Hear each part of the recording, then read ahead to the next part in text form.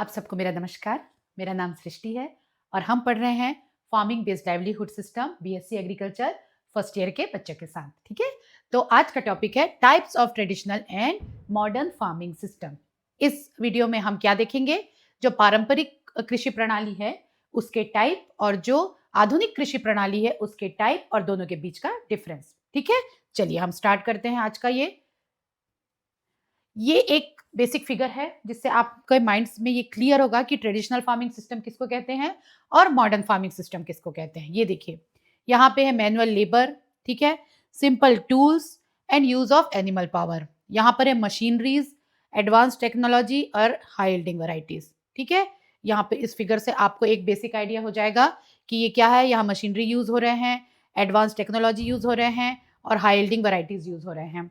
जबकि जो traditional farming है वो मैनुअल लेबर के ऊपर डिपेंड है, सिंपल टूल्स हैं उनके पास और एनिमल पावर का यूज करते हैं। ठीक है, तो ये एक बेसिक डिफरेंस है और डिटेल में हम डिफरेंस आगे देखेंगे। तो हम आगे बढ़ते हैं। सबसे पहले हम ट्रेडिशनल फार्मिंग सिस्टम के बारे में समझते हैं। देखिए, जैसा कि नाम से समझ में आता है, पारंपरिक कृषि प्रणालियां ऐसी प्रणालियां जो पुराने समय से चली आ रही हैं और ज्यादातर ये कृषि प्रणालियां हमको गांव में देखने को मिलती हैं। ठीक है, वहां के जो किसान हैं वो पारंपरिक तरीके से कृषि कर रहे हैं अभी भी बहुत जगह।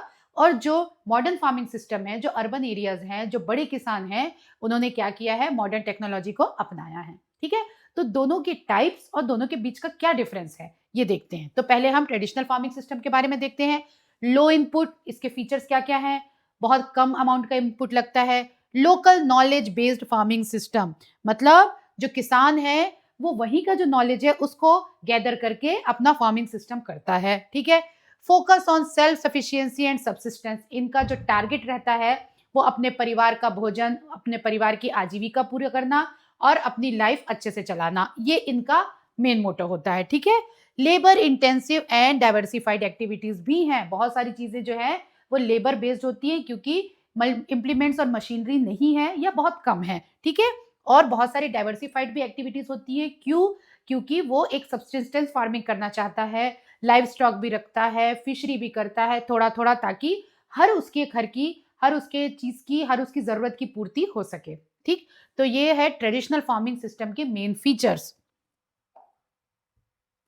अब है टाइप्स ऑफ ट्रेडिशनल फार्मिंग। ठीक है, पहला सब्सिस्टेंस फार्मिंग, दूसरा शिफ्टिंग कल्टीवेशन, तीसरा mixed cropping and mixed farming, fourth है कैटल रियरिंग एंड पास्टरलाइजेशन, फिफ्थ है ट्रेडिशनल प्लांटेशन एंड हॉर्टिकल्चर। ठीक है, तो इसके बारे में हम देखते हैं। सबसे पहले सब्सिस्टेंस फार्मिंग मतलब आत्मनिर्वाह कृषि, शिफ्टिंग कल्टीवेशन झूम कृषि, मिक्स्ड क्रॉपिंग मिश्रित फसल या मिश्रित खेती, पशुपालन एवं चरवाहा प्रणाली, ट्रेडिशनल प्लांटेशन मतलब पारंपरिक बागवानी और रोपण। तो ये सारी क्या है, ट्रेडिशनल फार्मिंग के टाइप्स हैं और इनको हम एक एक करके हम डिटेल देखते जाते हैं। पहला है सब्सिस्टेंस फार्मिंग। इसका मतलब क्या होता है, फार्मर ग्रो फूड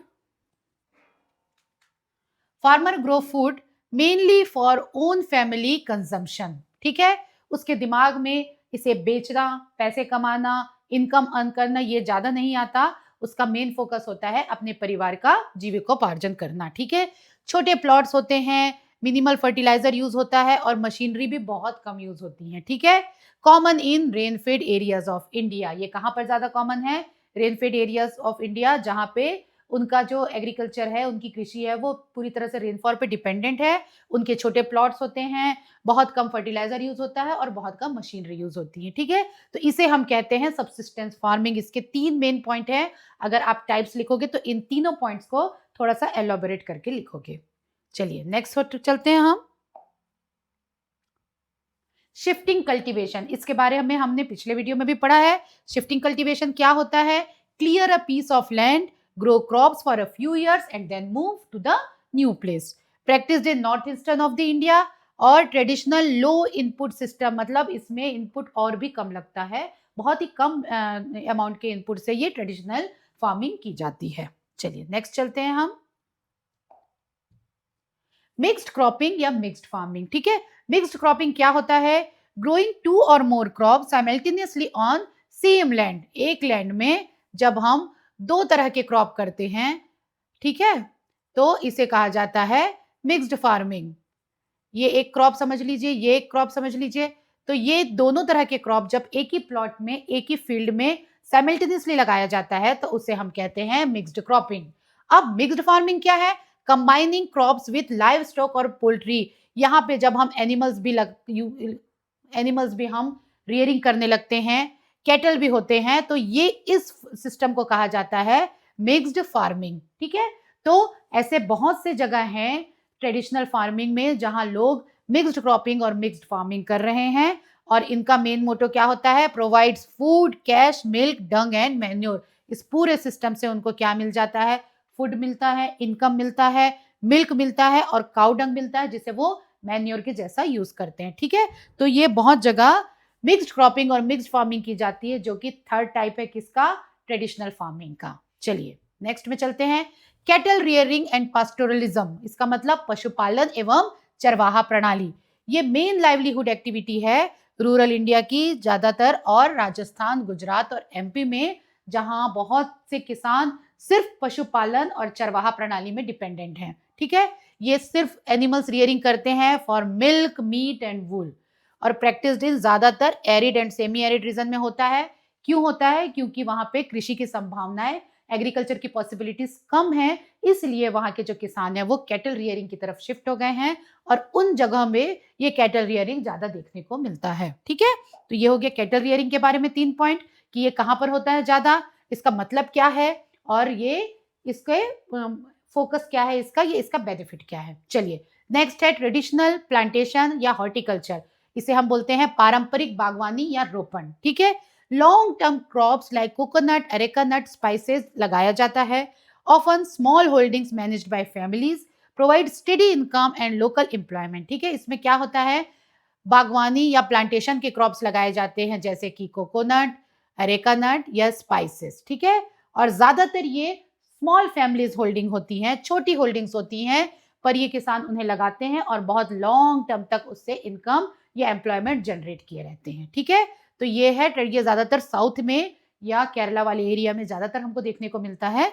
वहां पे लोग कोकोनट की बहुत क्रॉपिंग करते हैं, जिनके पास छोटा प्लॉट है वो भी कोकोनट लगाते हैं, और उनकी कई जनरेशन उसी पर डिपेंडेंट रहते हैं, ठीक। चलिए अब आए हम मॉडर्न फार्मिंग सिस्टम में, ठीक है। हमने मॉडर्न फार्मिंग सिस्टम का एक फिगर देखा था, उससे आपका माइंड क्लियर हो गया है कि मॉडर्न फार्मिंग सिस्टम का मतलब क्या होता है। इसके बारे में और हम देखते हैं।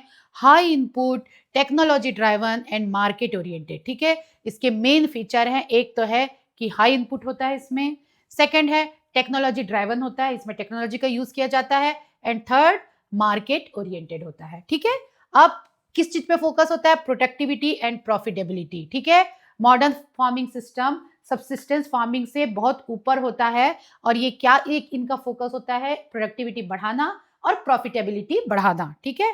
कैसे बढ़ाते हैं ये? By using improved seeds, fertiliser, irrigation and machinery, ठीक है। तो जितने न्यू टेक्नोलॉजीज हैं ये सब का यूज करते हैं मॉडर्न फार्मिंग सिस्टम में, और हाई प्रॉफिटेबिलिटी की उम्मीद करते हैं और उसे पाने की कोशिश करते हैं, ठीक है। तो ये हो गया मॉडर्न फार्मिंग सिस्टम। अब हम इसके टाइप्स के बारे में पढ़ेंगे, ये चारों इनके टाइप्स हैं, ठीक है। फर्स्ट है कमर्शियल इंटेंसिव फार्मिंग, मतलब व्यावसायिक एवं सघन कृषि। सेकंड है monocropping and high value farming, मतलब एकल फसल एवं उच्च मूल्य कृषि। हाइड्रोपोनिक्स एंड एरोपोनिक्स, मतलब हाइड्रोपोनिक्स और एरोपोनिक्स होता है। ग्रीन हाउस फार्मिंग या एग्रो फॉरेस्ट्री, जिसे हम कृषि वानिकी या ग्रीन हाउस फार्मिंग कहते हैं, ठीक है। तो ये चारों टाइप है किसके? मॉडर्न फार्मिंग सिस्टम के। अब इसको हम एक एक करके थोड़ा सा डिटेल पढ़ते हैं। फर्स्ट है कमर्शियल एंड इंटेंसिव फार्मिंग, ठीक है। क्या होता है ये ऐसा फार्मिंग सिस्टम है जिसमें कमर्शियल फार्मिंग को फोकस किया जाता है, ठीक है। Large scale production of crops for sale, ठीक है। मेन फोकस होता है सेल पे, ठीक है। इसीलिए कमर्शियली उसको बहुत बड़े एरिया में लगाया जाता है और मार्केट में सेल किया जाता है।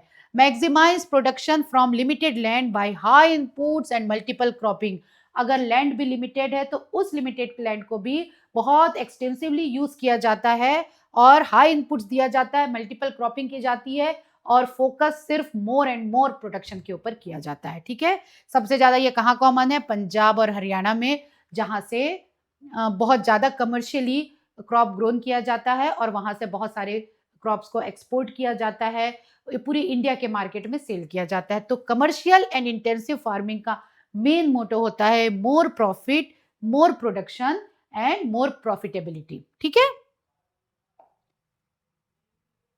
अब है monocropping and high value farming. ठीक है, ये भी कुछ कुछ उसी तरह का है, पर उसमें मल्टीपल क्रॉपिंग होती है, इसमें क्या होती है? मोनोक्रॉपिंग होती है, और इसमें भी जो मेन फोकस होता है वो हाई प्रॉफिटेबिलिटी रहता है। ठीक है, cultivation of a single crop on large areas for more efficiency. ठीक है, एक ही क्रॉप हम लार्ज एरिया में लगाते हैं तो वो क्रॉपिंग ईजी होती है। ठीक है, बहुत सारी चीजों की, इरिगेशन की और सॉइल की और वाटर की, इनकी एफिशिएंसी काफी अच्छी मिलती है। तो cultivation of a single crop on large areas for efficiency, ये होता है किसमें? मोनोक्रॉपिंग में। फिर floriculture, horticulture, organic exports, contract farming, ये सब इसके अंदर आता है। किसके अंदर? हाई वैल्यू में। और मार्केट लिंकेजेस फोकस, मतलब मोनोक्रॉपिंग और हाई वैल्यू क्रॉपिंग में, मोनोक्रॉपिंग है कि एक सिंगल क्रॉप को लार्ज एरिया में लगाया जाता है, और हाई वैल्यू क्रॉपिंग में फ्लोरिकल्चर, हॉर्टिकल्चर, ऑर्गेनिक एक्सपोर्ट्स। ठीक है, contract farming, contract farming means क्या होता है? इनका जो से बायर होते हैं, फार्म प्रोड्यूस के बायर होते हैं, उनसे पहले से कॉन्ट्रैक्ट हो जाता है, और जैसे ही प्रोड्यूस होता है बायर इनको लेके चले जाते हैं। ठीक है, तो ये होता है कॉन्ट्रैक्ट फार्मिंग। ये सारी चीजें जो होती है ये हाई वैल्यू फार्मिंग होती हैं। ठीक है, और मार्केट लिंकेजेस को फोकस किए रहते हैं ये, ताकि उनके प्रोड्यूस का इनको कॉस्ट बराबर मिले और हाईएस्ट मिले। ठीक है, तो ये हो गया monocropping and high value cropping. This is the detail of monocropping and this is the detail of high value cropping. ठीक है, floriculture, horticulture, organic export, contract farming, market linkages, ये focus are all of under the high value cropping. Hydroponics and aeroponics. ठीक है, hydroponics क्या होता है? ये बहुत अभी आजकल बहुत कॉमन हो रहा है, लोग अपने छतों पे भी कर रहे हैं। ठीक है, तो हाइड्रोपोनिक्स का मतलब होता है growing plant in nutrient rich water without soil. ठीक है, ऐसे पॉट्स होते हैं, उन पॉट्स में सिर्फ वाटर होता है, और इन वाटर में भी प्लांट्स वो लोग लगा लेते हैं। ठीक है, लग जाते हैं। तो ये होता है हाइड्रोपोनिक्स। ये बहुत ही हाई टेक्नोलॉजी की एग्रीकल्चर है। ठीक है, अभी बहुत जगह कॉमन हो रहा है। सेकंड है एरोपोनिक्स। एरोपोनिक्स कहते हैं ग्रोइंग प्लांट्स इन एयर और mist environment, root spread with nutrients. ठीक है, ऐसे एनवायरनमेंट लगाया जाता है एयर में, और रूट्स को न्यूट्रिएंट से स्प्रे किया जाता है ताकि सारे न्यूट्रिएंट्स रूट को मिल जाए और क्रॉप ग्रोथ हो। ठीक है, तो इसका फोकस क्या है? High productivity under controlled condition, मतलब कंट्रोल्ड कंडीशन में बहुत ज्यादा प्रोडक्टिविटी मिलती है। और ये एक तरह का मॉडर्न फार्मिंग सिस्टम है जो अब बहुत चलन में हो रहा है, और इसका डिमांड और इसका टारगेट बहुत बढ़ रहा है। ठीक है, चलिए अब है green house farming and agro forestry. Green house farming बहुत पहले से फार्मिंग चल रही है, जो कि बहुत प्रॉफिटेबल भी है। क्या मतलब होता है ग्रीन हाउस फार्मिंग का? Cultivation under controlled temperature and humidity for off season crop. ठीक है, जो अगर क्रॉप उस पर्टिकुलर सीजन में नहीं लग सकता है तो उसे एक कंट्रोल कंडीशन में ग्रीन हाउस बनाया जाता है। आप सबने ग्रीन हाउस देखा होगा। ग्रीन हाउस बनाया जाता है, अंदर टेम्परेचर ह्यूमिडिटी को मेंटेन किया जाता है, और उसके अंदर क्रॉप लगाए जाते हैं। ज्यादातर अभी छत्तीसगढ़ में ये फ्लावर्स के लिए यूज होता है, रोजेस के लिए बहुत देखने को मिलता है, वेजिटेबल्स के लिए बहुत देखने को मिलता है। ठीक है, तो ये जो इसमें कंट्रोल्ड कंडीशंस में क्रॉप को लगाया जाता है, और इसलिए लगाया जाता है कि ज्यादातर वो सीजन उस क्रॉप के लिए फेवरेबल नहीं होता है। तो ऐसे ऑफ सीजन टाइम में इन क्रॉप्स को under control temperature and humidity लगाया जाता है। इसे हम कहते हैं ग्रीन हाउस फार्मिंग।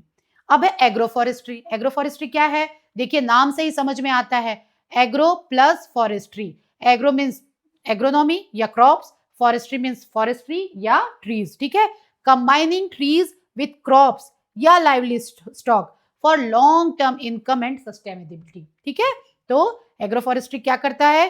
ट्रीज और क्रॉप के साथ लाइव स्टॉक को कंबाइन करता है ताकि एक लॉन्ग टर्म इनकम फार्मर को मिल सके। ठीक है, modern approach to diversify income. ठीक है, ये दोनों क्या हैं? ऐसे मॉडर्न अप्रोच हैं जो इनकम को डाइवर्सिफाई कर रहे हैं। अब ट्रेडिशनल और मॉडर्न फार्मिंग का डिफरेंस है ये बहुत इंपॉर्टेंट है। इसलिए आप इसका या तो पिक्चर क्लिक कर लीजिए या नोट डाउन कर लीजिए। ये बहुत अच्छे पैरामीटर्स में बनाए हुए हैं, ठीक है। तो इसमें क्या किया है, सबसे पहले हमने सबके बेसिस दिए हैं, ठीक है। कैसे बेसिस दिए हैं?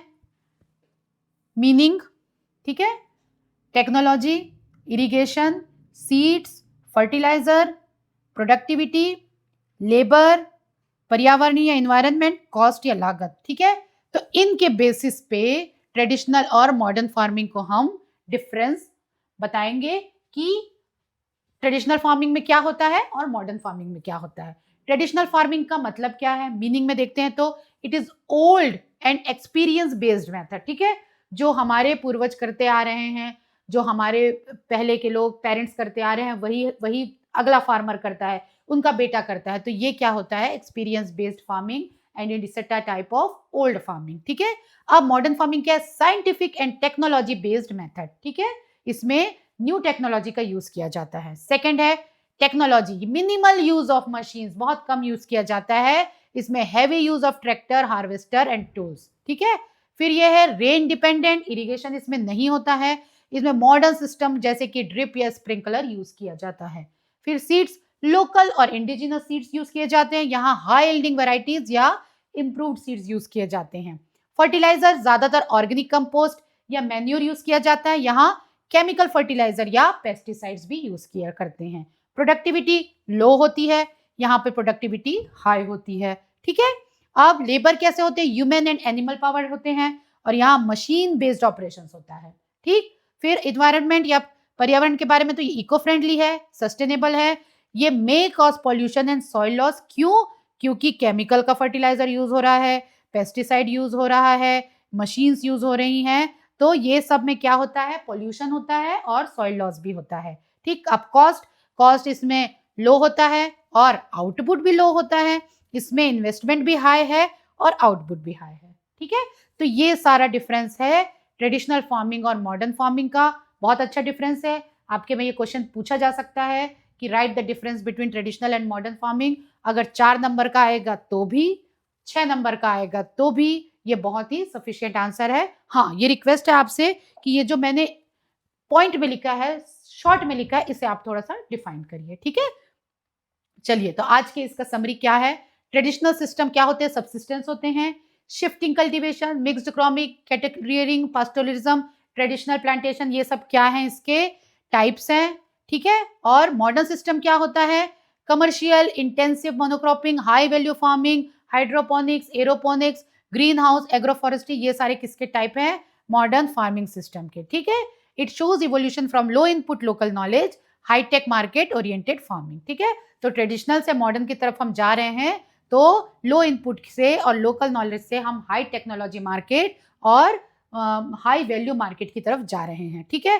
तो ये हो गया आपका ट्रेडिशनल और मॉडर्न फार्मिंग सिस्टम के टाइप्स और उनके बीच का डिफरेंस, ठीक। तो आज का ये वीडियो यहीं खत्म करते हैं। नेक्स्ट वीडियो में फिर हम मिलते हैं नए टॉपिक के साथ।